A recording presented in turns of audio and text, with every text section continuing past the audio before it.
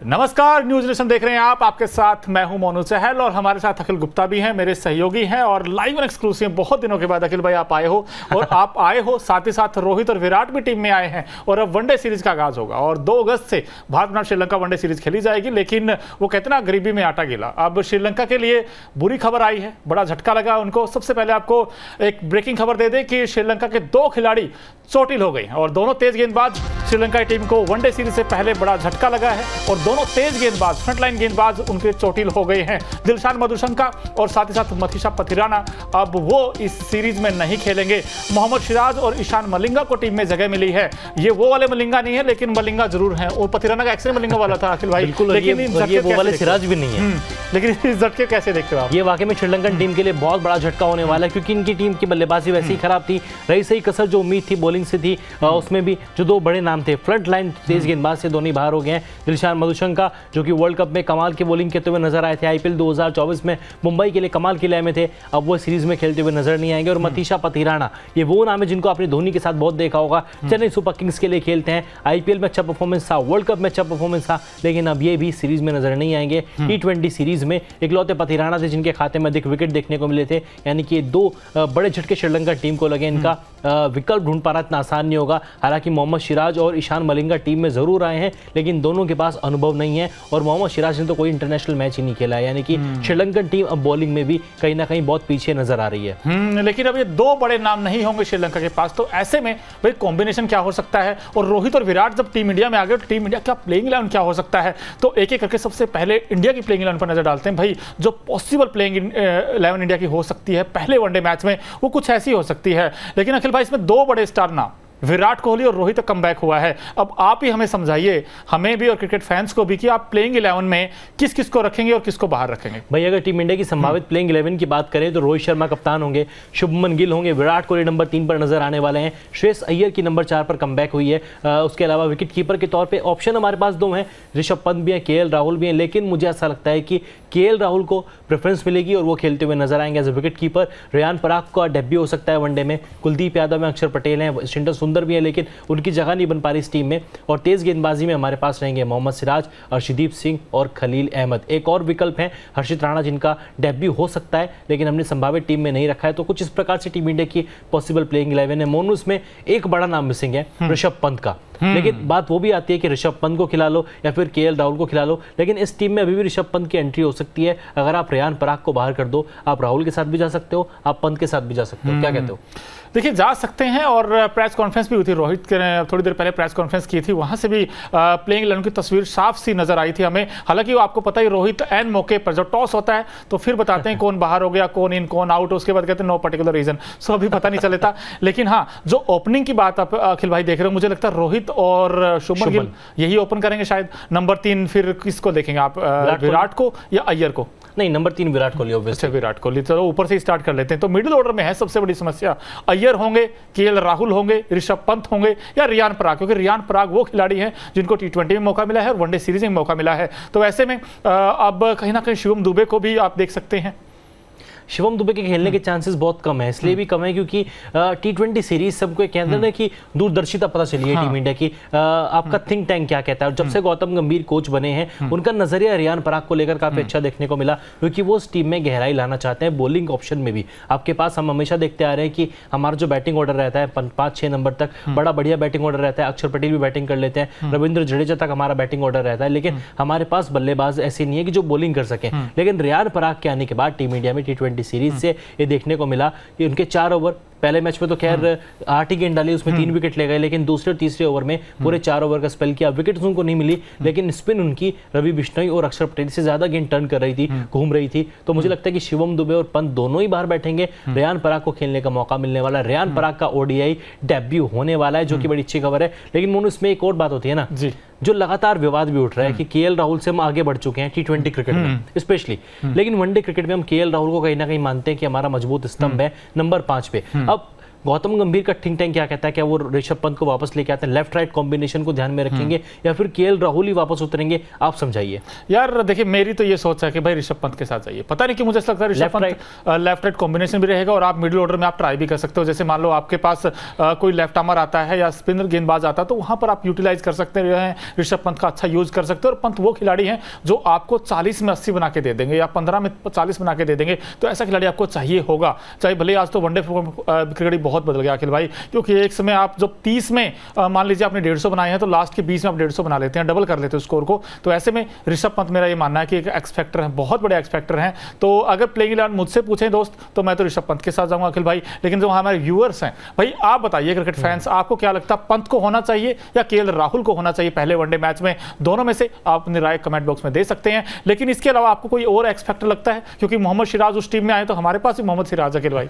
यार ठीक है, टी20 सीरीज में सिराज उस स्लैम में नजर नहीं आए, विकेट सिराज को नहीं मिले, लेकिन जब सामने श्रीलंका हो तो पूरी दुनिया जानती है, पूरा क्रिकेटिंग वर्ल्ड जानता है कि सिराज के हाथों में विकेटों का ढेर लगने वाला है। Asia cup, one day world cup, जिस तरीके से सिराज ने जो हश्र किया था श्रीलंका टीम का, 50 पे ऑल आउट होना, 55 पे ऑल आउट होना, इस वनडे सीरीज में श्रीलंका टीम कहीं ठहरती हुई नजर नहीं आती है। मुझे तो बल्कि ये सोचकर हंसी आ रही है कि इस श्रीलंकन टीम के लिए हमने रोहित और विराट को छुट्टी से वापस बुलाया है।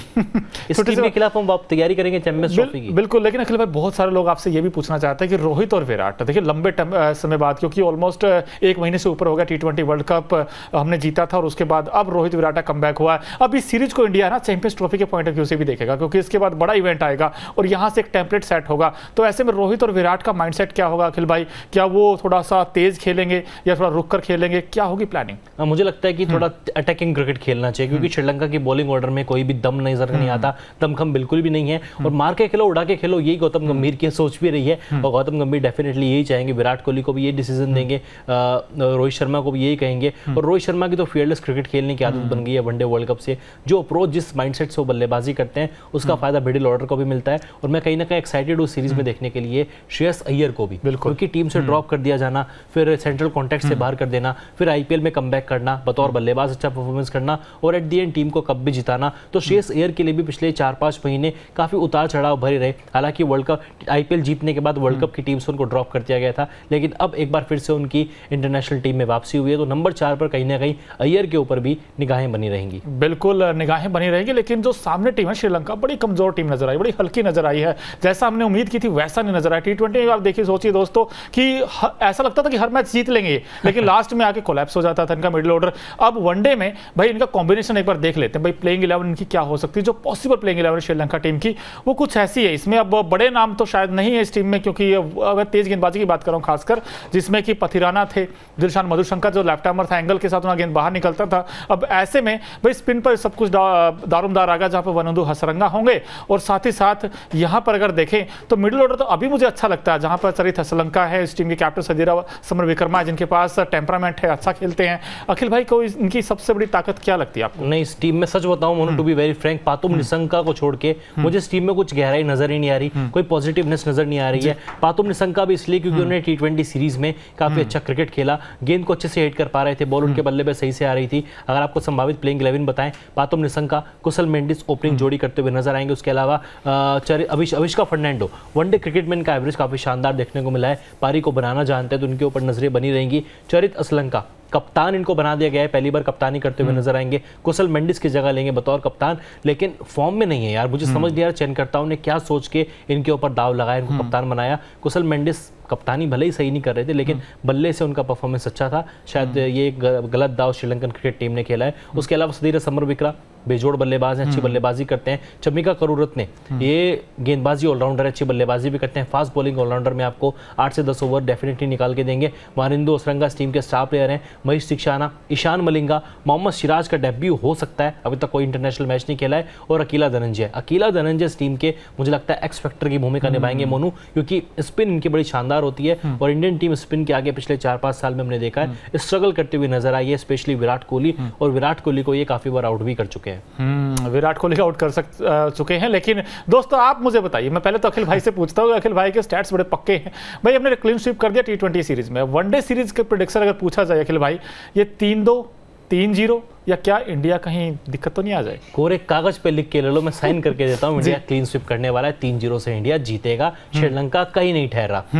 दोस्तों अभी बताइए वैसे आपकी क्या अनुमान है इस सीरीज को लेकर, लेकिन ट्विस्ट तो आ गया इस सीरीज में। जैसे ही रोहित विराट का कमबैक हुआ है, क्रिकेट फैंस काफी एक्साइटेड हो गए दोनों को देखने के लिए, बड़े नाम है नो डाउट, लेकिन जो श्रीलंका की टीम है भाई, एक समय श्रीलंका वो श्रीलंका होता था जिसमें जयसूर्या, दिलशान, जयवर्धने, संगकारा और इतनी जबरदस्त बैटिंग थी परवेज महरूफ तक। लेकिन इनके जब से वो मिडिल ऑर्डर में चले हैं ना, दो नाम खासकर संगकारा और जयवर्धने, उसके बाद बहुत कमजोर हो गया इनका मिडिल ऑर्डर। लेकिन अखिल भाई हमें क्रेडिट देना होगा बीसीसीआई को भी, जिस तरीके से डोमेस्टिक सर्किट में प्लेयर्स आते हैं और आईपीएल में जो अच्छा परफॉर्म करते हैं। हमारे पास क्या था कि हमारे पास अगर दादा गए थे, सौरव गांगुली गए, राहुल द्रविड़ गए, उसके बाद हमारे पास प्लेयर आए, विराट आए, उसके बाद अय्यर भी देखिए इस टीम में आ गए हैं। अय्यर वो खिलाड़ी हैं जो केकेआर को चैंपियन बनाकर आए हैं, तो हमारे पास तो सब कुछ है, दमखम है। लेकिन श्रीलंका में आप क्या मानते हैं यार, क्या उनकी कमजोरी रहती है? क्या वैसे तो खिलाड़ी तो अच्छे हैं, नाम भी अच्छे हैं, जो कि प्रीमियर लीग में बहुत सारे खेलते हैं वो, लेकिन कहाँ चूक रह जाती है? प्लेयर्स को बैकिंग नहीं मिल रही वो उस तरीके से, क्योंकि लगातार मतभेद की खबरें सामने आती हैं। कभी खबरें सामने आती है कि इस टीम को फी उनकी नहीं मिल पा रही है, मतलब जो वेतन होता है वो भी नहीं मिल पा रहा है। लगातार ये टीम स्ट्रगल कर रही है। बीच में इनका जो दौरे हुए हैं उनको लेकर भी काफी समस्याएं देखने को मिली, और T20 वर्ल्ड कप के ठीक बाद इनके हेड कोच ने भी रिजाइन दे दिया था। अब सनत जयसूर्या को इस टीम का हेड कोच बनाया गया है। क्रिस सिल्वरवुड इससे पहले इस टीम के हेड कोच थे, और टीम में होने के बाद वानिंदो, ये एंजुले मैथ्यूज और दासुन सनाका को ड्रॉप करना ये मेरी समझ में नहीं आया। क्योंकि आपने कुछ वीडियोस और फोटोज भी सोशल मीडिया पे देखे होंगे, जब रोहित शर्मा कोलंबो पहुंचे, उन्होंने कोलंबो पहुंचने के ठीक अगले दिन प्रैक्टिस शुरू की, जहां पे उनके कुछ विजुअल सामने आए थे। वो एंजुले मैथ्यूज से बात कर रहे थे। एंजुले मैथ्यूज श्रीलंका की जर्सी में थे, वो कहीं ना कहीं प्रिपेयर थे वनडे सीरीज के लिए। अब एन मौके पर जब टीम सामने आती है, स्क्वाड सामने आता है, मैथ्यूज का नाम ही नहीं होता। सबसे धुरंधर प्लेयर को आप अपने बाहर बैठा देते हैं। दासुन सनाका मैं मानता हूँ फॉर्म में नहीं थे, लेकिन एक्सपीरियंस भी कहीं ना कहीं मैटर करता है। T20 फॉर्मेट के आधार पर आप वनडे टीम नहीं चुन सकते। श्रीलंका टीम लगातार ये गलती करती है, और यही कारण है कि श्रीलंकन टीम की आज जो तुलना है वो केनिया, नामीबिया, बांग्लादेश, स्कॉटलैंड ऐसी टीमों के साथ की जाने लगी है। और वनिंदु हसरंगा कैप्टनसी से हटाना अचानक, ये भी एक फैसला, तो उन्होंने खुद डिसीजन लिया था कि